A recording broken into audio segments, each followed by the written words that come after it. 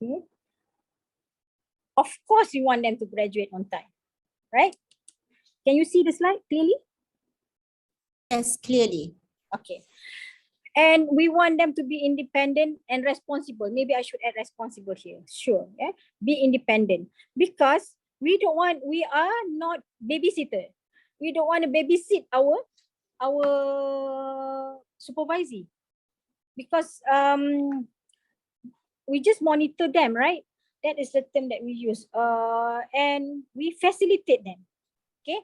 Keep up with the progress and timeline. So, but I also check on every earlier the semester. I said, okay, how's it going with your progress? Anything you want to adjust with the timeline?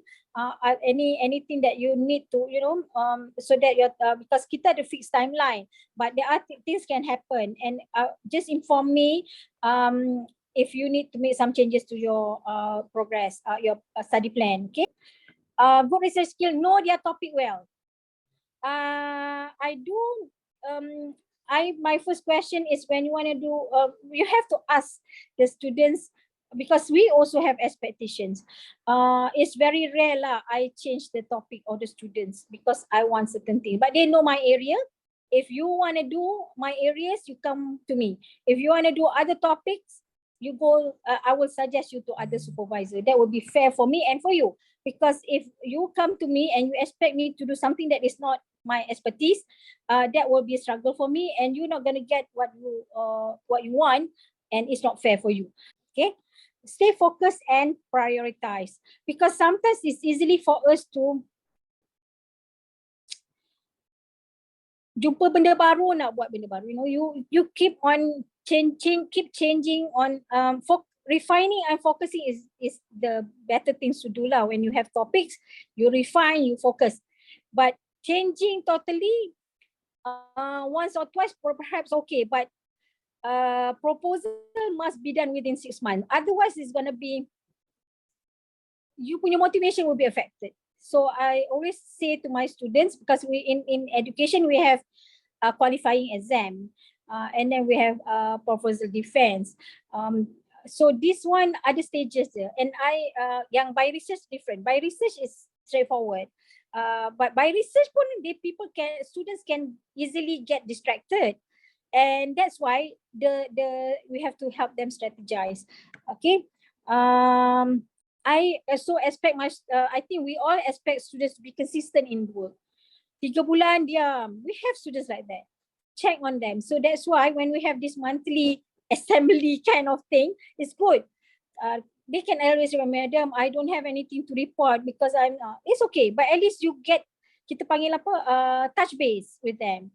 I also know that we all want them to write good documentation, edited work. Okay.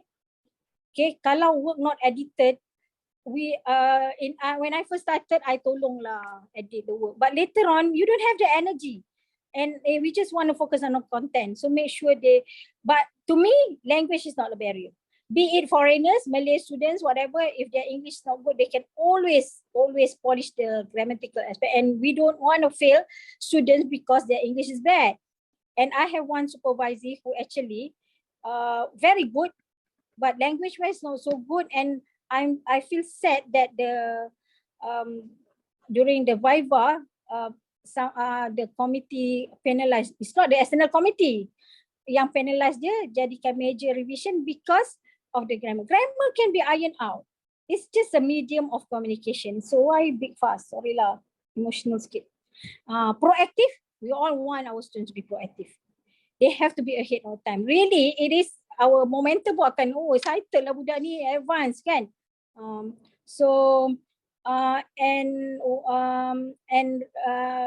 Presenting kat conference pun, some of them very proactive, some tak ada.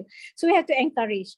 And this is something that we can do. Upgrade research skill. I think I have mentioned that. Be ethical and observe adab when communicating with us and others. That one, something yang kita kena communicate to them.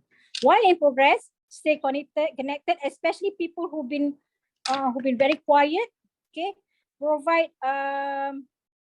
the channel Whatever channel lah, whatever you comfortable. You don't have to do WhatsApp, you're not comfortable kan, up to you. But there's a channel and consistent communication, because one of the things they highlighted, expectation is communication. Miscommunication can happen, cross-cultural thing, or even the same. So we need to clarify. In counselling, we ada satu skill kita panggil clarification. We need to, if we don't understand, we ask them, get the clarification.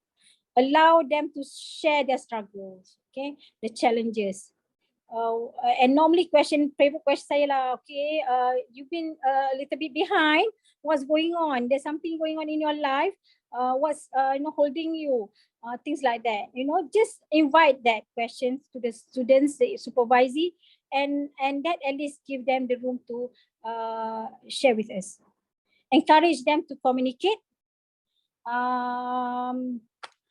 because this is very important. If they're quiet, maybe I do sometimes tell them that personal thing, normally I don't do in group WhatsApp.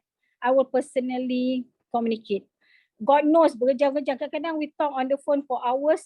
We don't talk about research, we talk about something else. Yeah, because sometimes they are also counseling practitioner kan, so we talk about that. Our response. Okay, this is also me lah. Our response to students punya ni. Kadang-kadang we don't respond at all. That's really sad. And sometimes we respond quite late. And yang forgetful ni, I lah forgot to respond pun ada. Okay.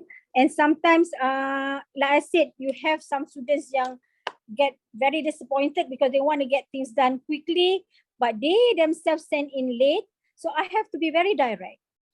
Said I have a few students in line, you have to wait for your turn. If you we are not like bionic woman who boleh baca sekali mata, so I need time to read. So you give me 1 week to read, because it's not fair that you give me yesterday, you want today. So if I need more time, more than 1 week, I will let them know.